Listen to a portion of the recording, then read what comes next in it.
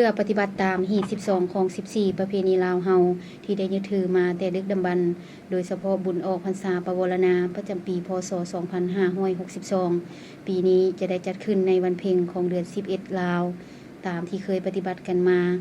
ซึ่งพระสงฆ์สามเณรจะเฮ็ดพิธีออกพรรษาจากการบำเพ็ญเพียรเป็นเวลา3เดือนเต็มชาวพุทธศาสนิกชนก็ได้ไปตักบาตรถวายสังฆทานแด่พระภิกษุสงฆ์เพื่ออุทิศส่วนบุญกุศลไปหาบรรพบุรุษที่ได้ล่วงลับไปแล้ว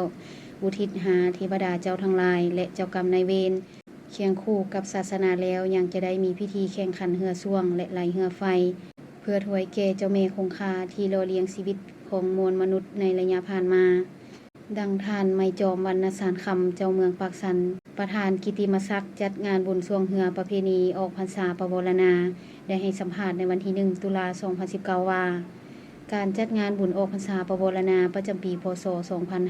2562ติดพันกับการท่องเที่ยวที่เมืองปากสันเป็นเจ้าภาพจะได้จัดขึ้นในวันที่11หาวันที่13ตุลาคม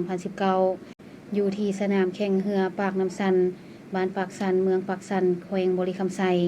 ทั้งเป็นการเสริมขยายศิลปะวัฒนธรรมและฮีตของประเพณีอันดีงามของศาสตร์ให้เคียงคู่กับคนลาวตลอดไปข้าพเจ้าประธานจัดงานประเพณีบุญออกพรรษาปวารณาพศ2562ที่เมืองปากสันก็ถือเป็นเกียรติอย่างสูงแจ้งข่าวดีมาสู่พ่อแม่พี่น้องชาวเมืองปากสันชาวแขวงบริคำไซทราบทั่วถึงกันว่า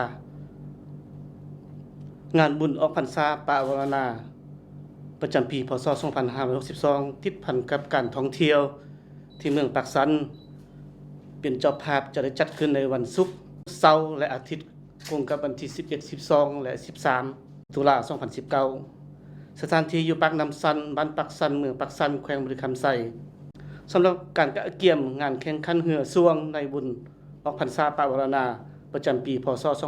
2562ที่เมืองปากสันเป็นเจ้าภาพก็ได้แต่งตั้งคณะพิสอบคันแขวงคันเมืองประกอบมีประธานกิตติมศักดิ์อนุกรรมการต่างๆมีการวางแผนดำเนินใน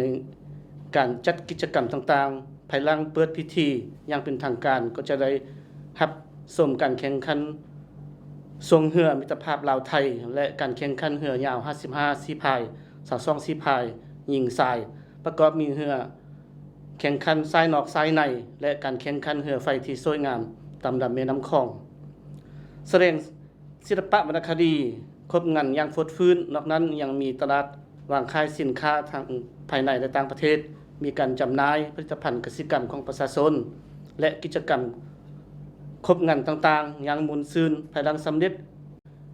เนื่องในโอกาสที่มีความหมายความสำคัญนี้ข้าพเจ้าในนามประธานจัดงานบุญขอเชิญชวนแขกที่มีเกียรติการจัดตั้งและประชาชนบรรดาเผ่านักท่องเที่ยวทางภายในและต่างประเทศตลอดฮอดประชาชนลาวทุกคนจงได้เข้าร่วมงานบุญออกพรรษาประจำปีพศ2562ที่เมืองปากสันแขวงบริคำไซใกล้จะมาถึงนี้ยังเป็นขบวนการฟดฟื้น